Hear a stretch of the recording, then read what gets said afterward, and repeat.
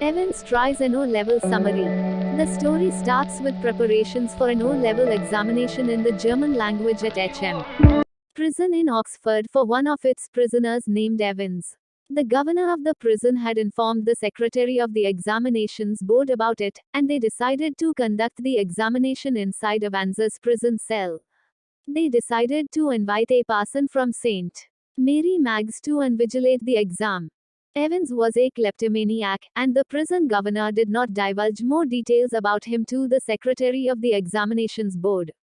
He was called Evans the Break by prison officers. The governor put him in the maximum security establishments this time as he was determined to prevent him from escaping.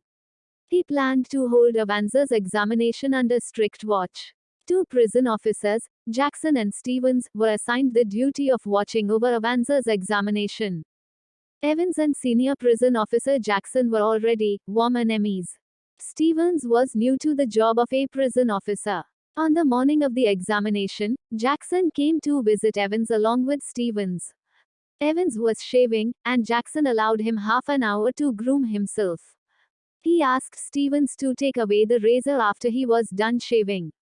He also asked Evans to take off a bobble hat he was wearing. Evans knew that Jackson was compassionate in some sense and was able to persuade him to let him keep the hat.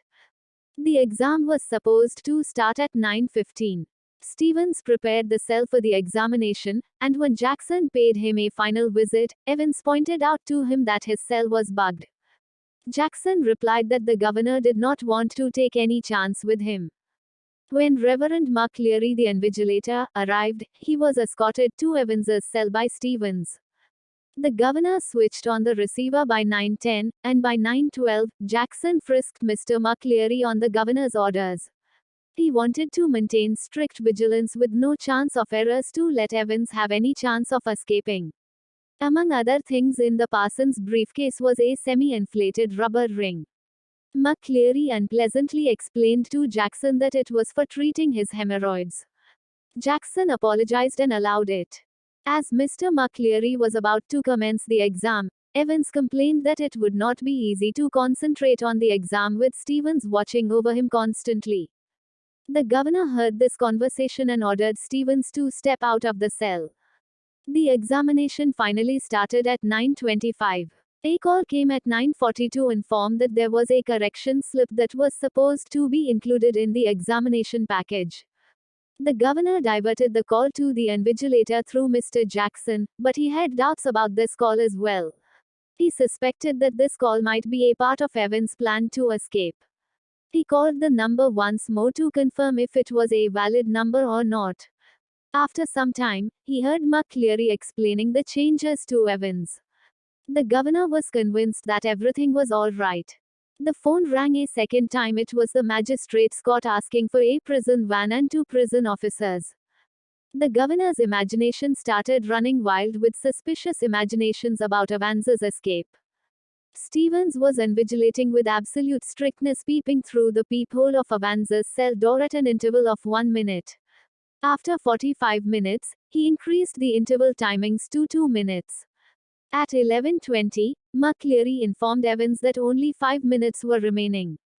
2 minutes later, the governor rang up Stevens asking him to accompany McCleary outside and ensure that every door was locked behind them as they went outside. As Stevens was walking McCleary out, he engaged in a short conversation with him. McCleary's Scottish accent seemed to be broader, and his outfit gave an impression that he had suddenly grown slimmer. After escorting McCleary out of the prison premises, Stevens felt the urge to check on Evans once. To his horror, he found McCleary the invigilator on Evans's chair, bleeding from his head. McCleary tried to tell the governor about some hints about Evans's whereabouts which were on the examination sheet that was left behind. A photocopied document covered the last page, and there were some words and numbers on it. The governor informed the police about it and asked them to take McCleary with them. After a while, when the governor called the hospital to check on McCleary, he found out that the McCleary that police had taken with them outside was Evans himself.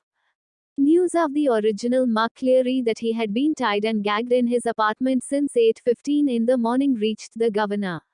The governor became more alert and analytical about EVANS's plans and finally confronted him in his hotel room at the Golden Lion.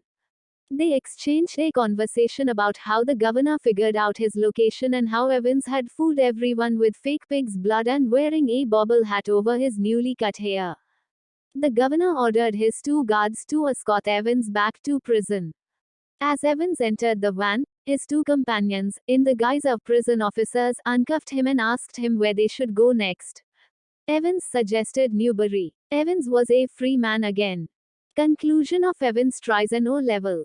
The ending of the story shows how brilliantly the writer has used his plot to reveal Evans's escape plan.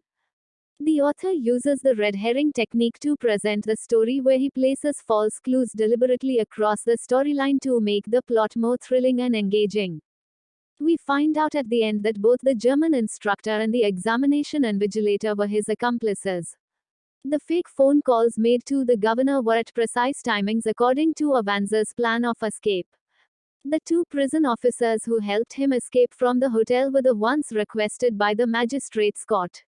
Although the deeds committed by Evans stand against lawful practices, the story is an example of how detailed planning and dedicated commitment can give successful outcomes. To sum up, Evans tries an O-level summary. We learn about an interesting clash between criminal and the law enforcement and how a person's wit can take him very far. For more update, please like, share and subscribe to my channel. Thank you.